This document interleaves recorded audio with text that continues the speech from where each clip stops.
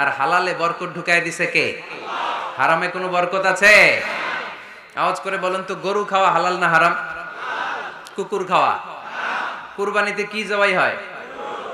সুন্নতে খাতনার অনুষ্ঠানে, বিয়ের অনুষ্ঠানে, প্রতিদিন কসাইয়ের দোকানে, কোথাও কুকুর জবাই হয়? আচ্ছা, গরু বা গাভী বছরে বাচ্চা দেয় কয়টা? একটা। আর কুকুর দেয় কয়টা? 7টা, 10টা, 11টা। জন্ম নিয়ন্ত্রণ নাই তো, দেদারসে দিচ্ছে, ফ্যামিলি প্ল্যানিং নাই, তাই না?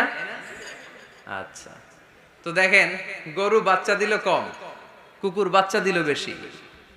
গরু জবাই হয় বেশি, কুকুর জবাই হয় না। গরু আমরা খাই বেশি, কুকুর খাই না। তারপরেও কসবায় গরু বেশি না কুকুর বেশি?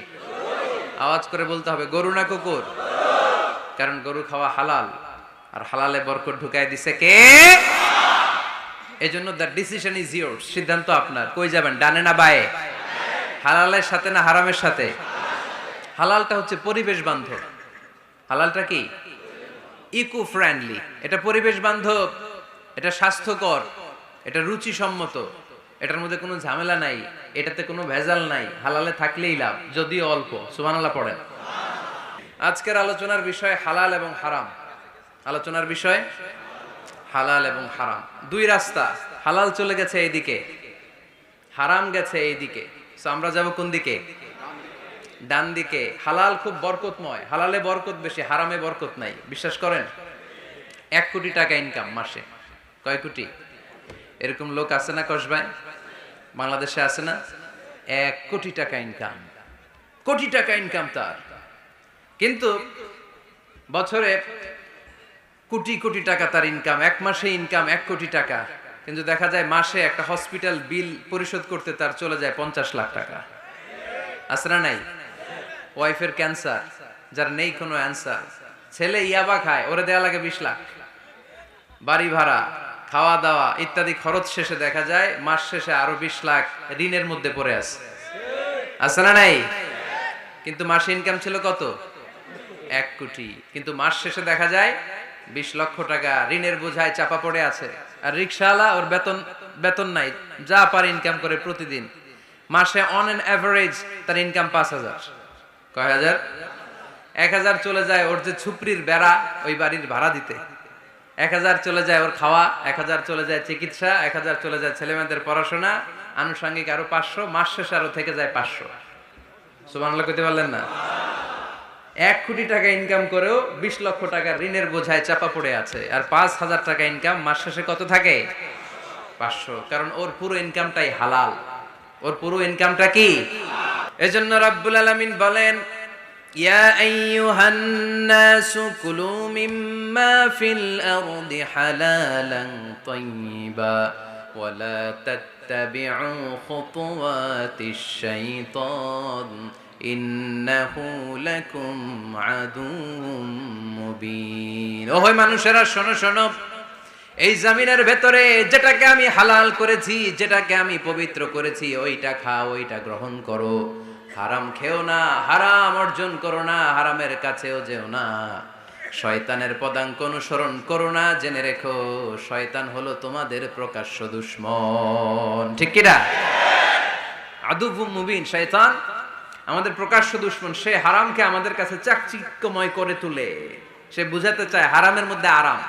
আসলে হারামে আরাম আছে, হালালের মধ্যে বরকত। এজন্য আমরা সবসময় হালাল অবলম্বন করব। রাজি আছেন তো? কিন্তু আমরা যদি আমাদেরকে প্রশ্ন করি, আমাদের ব্যবসায়, আমাদের চাকরিতে, আমাদের লাইফ লিডিং সিস্টেমে আমরা কি শুধু হালাল খাই? কি খাই? হালালও খাই, সুযোগ পাইলে একটু যদি পাই অমনি ধরে ঘাপুস ঘুপুস। সুযোগ পাইলেই কি ঘাপুস ঘুপুস? ঘাপুস ঘুপুস করা যাবে না। অনেকে আবার আছে দেখবেন, খাওয়ার ক্ষেত্রে হালাল খোঁজে। খাওয়ার ক্ষেত্রে আমি অনেক লোক দেখেছি। থাইল্যান্ডে আমি গেলাম, দেখি যে তার ব্যাপারে জানি যে সরকারি চাকরি করে, লক্ষ লক্ষ টাকা 2 হাতে কামায়। এমনি গাছেরটাও খায়, তলারটাও কুড়ায়। আছে না নাই?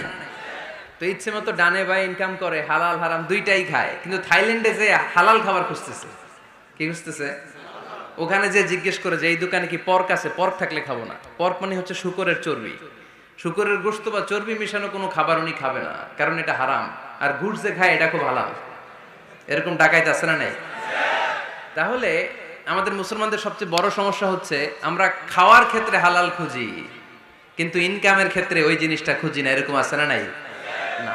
Your food should be halal, your drinks should be halal, your income should be halal, your dress up, your fashion should be halal, and your entertainment should be হালাল।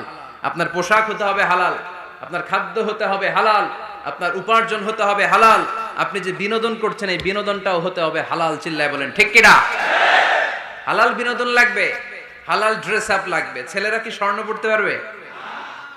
ছেলেরা কি সিল্কের জামা পড়তে পারবে? আমরা সিল্কের জামা পরি না, এটা আমাদের জন্য হারাম করেছে কে? ছেলেরা জুয়েলারি পড়তে পারবে? গলায় চেন পড়তে পারবে? হাতে ব্রেসলেট দিতে পারবে? আছে না নাই? এখানেও অনেকের আছে না নাই? দেয়া যাবে? অনেক ছেলে দেখবেন আবার কানের মধ্যে ছিদ্র করে, কসবায় মাশাআল্লাহ এগুলা নাই। আমি বাঁচায় দেওয়ার জন্য কইলাম নাই, আবার ওরা কয় আছে। আছে আছে না, এগুলো করা যাবে? দাড়িতে চুলে কালো রং দেয়া যাবে? এটা ধোঁকাবাজি। এটা কি? মান গাশশানা ফালাইসা মিন্না। আল্লাহর হাবিব সাল্লাল্লাহু আলাইহি ওয়াসাল্লাম বললেন, the person who deceives us he is not among আস। যে আমাদেরকে ধোঁকা দেয় সে কখনো আমার উম্মত হতে পারে। মদিনার খেজুরের বাজার ভিজিট করতে গেলেন আল্লাহর হাবিব সাল্লাল্লাহু আলাইহি ওয়াসাল্লাম, অডিট করতে গেলেন, যে খেজুরের স্তূপের ভেতরে আল্লাহর